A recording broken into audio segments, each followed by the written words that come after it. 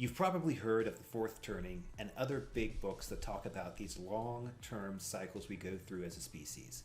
There's one book in particular that I like from one of my favorite authors, a guy named George Friedman. The book in particular is The Storm Before the Calm. And if you've ever read The Next 100 Years, also by Friedman, or Flashpoints, again, also by Friedman, he goes through and he lays out his geopolitical predictions. What's particularly interesting is the macroeconomic side, and here's what I mean by that.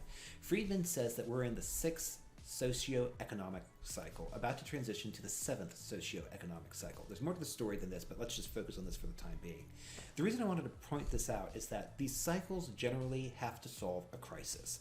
And the crisis they have to solve was actually created when the cycle started, when it had to solve the prior crisis. In other words, when we solve the crisis of the sixth socioeconomic cycle, the solution we have in turn will create the problem for the seventh cycle about 50 years or so now from today, so circa, 2070. But anyways, here's kind of the interesting thing, because when I layer in Friedman, who's a geopolitical guy, with the economics, which is probably a little bit more what we're aligned to, the way I kind of, or the lens that I look through this is I look through the big or one of the big issues of the problem is the fact that the United States, the dollar, is the world reserve currency.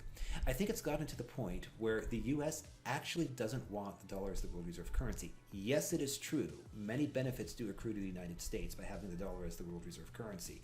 But it is also true, and oftentimes forgotten, that there are many disadvantages that also accrue to having the dollar as the world reserve currency. The fancy way of saying it is Trifans Dilemma. The non-fancy way of saying it is this. Imagine you're a trust fund kid or whatever. You have gobs of money that you never really had to earn.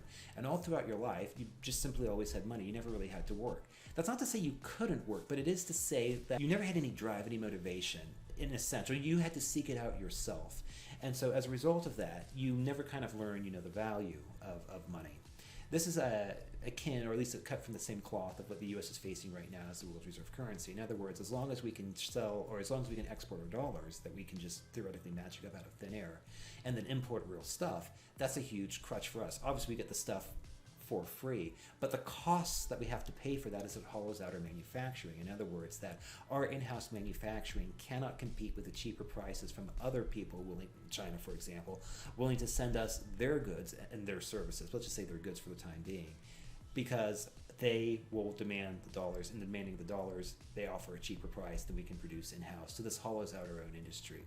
The prior president oftentimes mentioned that the dollar was too strong. I suspect, while I cannot read his mind, that this is what he was ranting against, saying that, assuming he did want to bring industry back, part of the trick to bringing industry back to America is you need to at least protect the own industry from an unfair advantage. You have to do that. And at the same time, too, if you want to goose American exports, if you make the dollar cheaper compared to the rest of the world, that'll be a huge tailwind for American exports. But again, the only way that works is that if you can flood the world with more dollars out there than are demanded. And I don't think the U.S. can do that right now due to the fact that dollars are in such high demand, due to the fact that everyone needs, or at least until yesterday, everyone wanted it for their own reserve assets. Yeah, we are certainly living in unprecedented times that have never been foreseen in history, but that is not to say that these have not been predicted. Yeah. So you were talking about these cycles, Justin. You were saying that it starts with a strong leader and ends with a weak one. Can you dig into the history of this and Absolutely. What we're seeing today? So the way it works out is that you have a cycle that opens with an iconic presidency, and then it closes with a failed presidency. But here's where it gets interesting. Right before the failed presidency, there's always an upstart. So let's just walk through the quick cycles. And again, not to bore people with a history lesson. The first cycle was the Washington cycle. That would have been started with George Washington, and it ended with John Quincy Adams. The second cycle started with Andrew Jackson. And just pausing on Andrew Jackson for a second, Jackson actually ran against John Quincy Adams, lost very contentiously. The point is that then you had Andrew Jackson that took us all the way to Grant. Grant was the failed president. Then after Grant came Hayes, started off that cycle. So after the Civil War, it ended with Hoover. The next cycle started with FDR, ended with Carter, and then after Carter came Reagan, and then Reagan is kind of what the Reagan cycle is what we're concluding right now. The political system, and then not to get too deep into politics, but politics is kind of again Friedman argues, is the seismograph. So think back to the 2016 election and even the 2020 election here in the States. you had a very contentious time. You felt like the country was being ripped apart, and arguably you can make a point that it was for multiple reasons.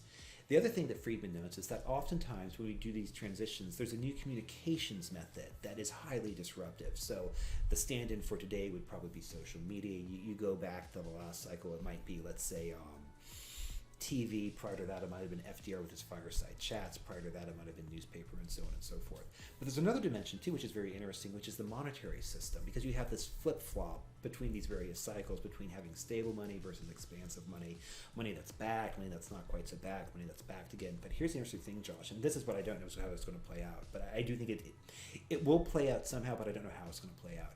For the past two cycles, that is, when we started at the FDR cycle, and also from FDR to Carter, and then from Reagan to, let's just say, Biden, for example, you have pure fiat. That is, nothing is backing the currency. And yes, I know that, right after, technically with Bretton Woods until, 71, you had gold. You had the purportedness that you could exchange the dollars for gold. But, just between us, it was pure fiat. So I think that's going to play into a part of it. And I think that one of the big challenges, not the only challenge, but one of the big challenges we not only as America have to face, but the world has to face, is we have got to find some way to transition off of this almost century-old system of the dollar as the world reserve currency. It's not necessarily good for the United States. It's like the trust fund kid. I don't think it's good for the rest of the world. And we've got to do it in a way where we can preserve what we like about it. For example, the ability to send money, the ability to transact. There are probably some cryptos are excellent examples for this, and a few other things. We've got to somehow find it. It's almost like we have to operate on ourselves. Like, we've got to do open heart surgery on ourselves without putting ourselves to sleep, because we don't want to kill ourselves, kill the patient. But at the same time, we've got to do this drastic surgery. That's the bad news. The good news is that, and this goes back into the fourth turning, if everyone's read that, we've been here before. Now, granted, no one alive today remembers, or the only people that remember the last fourth turning, changing gears quite slightly, would be people who grew up as children, young children, maybe in the 30s or so. Like my late grandmother was born in 1930. Tom Sowell, I think, was another one born in 1930. So the last living memory of the last fourth turning from Lisa, Neil, and Howe would have been the Depression and World War II. We are losing the generational memory of these people, and even the people who have generational memory, they experience through the eyes of children. The takeaway is that when we approach our own fourth turning, it seems new to us, and the reason it seems new to us is because none of us have ever seen it before. That's the bad news. But the good news, I would argue, is that our forefathers saw it, and their forefathers saw it, and so on and so forth, and we always got through it. Now, it might not be easy, it might not be, or it might be a time of difficult transitioning or whatever, right? Change always is. But I think there's some optimism, cautious optimism that, as a species and as a country, we have been here before, and we've gotten through hard times. And even if hard times are coming, I think we can get through them again.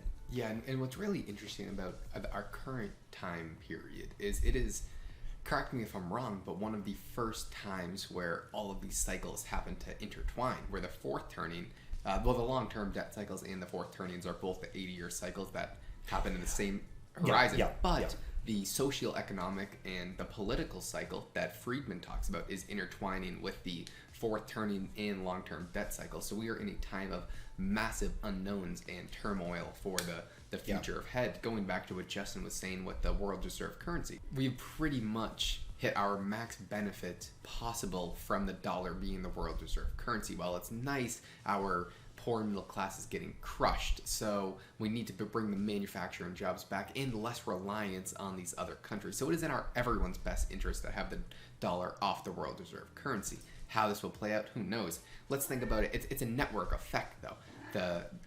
Let's go back to, I think it was the 90s or early 2000s before I was really around. The MySpace had everyone. If you wanted to interact with people, you had to use MySpace. But what happened, of course, over time, Facebook came around, and then people said, well, you know what? Maybe we can start to use Facebook, and eventually Facebook overcame MySpace.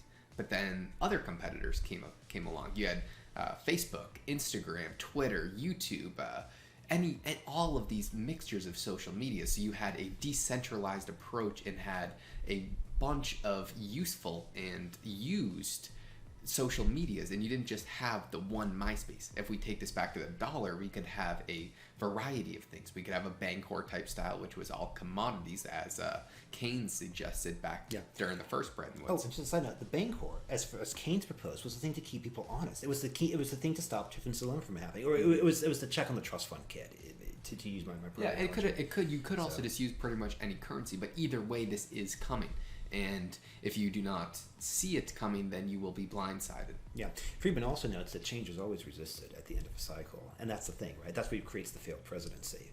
But then again, then there's an iconic presidency that immediately follows the failed presidency, which doesn't necessarily, the president doesn't necessarily cause the thing to happen, rather the president allows the thing to happen. And this is the key thing. Politics is downstream, or as Friedman would say, the system is pushing politics. Politics is not pushing the system. So always remember, which way these things go. Last thing Josh will say too is that if you haven't already read The Fourth Turning, phenomenal book, Friedman's work, I'm a very, very big fan of that. But the other thing Friedman notes, and this is something that, the Lynn Aldens have noted, and a lot of, people far smarter than us have noted, they've all identified cycles. And if you pay attention to things, they might use different words to describe it, but like the concept, if you look big picture, a lot of them are saying the same thing from different angles. And from Friedman's perspective, he's got two cycles. A political cycle that works on an 80-year cycle, very similar to the Fourth Turning, and then the socioeconomic cycle. But what's interesting about this cycle, we've got two things, at least from Friedman's perspective. Number one, Josh, you noted earlier, this is the first time we have had both the socioeconomic cycle and the political cycle changing at the same time. One of them changing is enough cause for concern. Both changing at the same time, big issue. Right now, we are talking about the storm before the calm. If you do not know history, you will not know the future. So we highly recommend checking this out, and we will see you on the next one.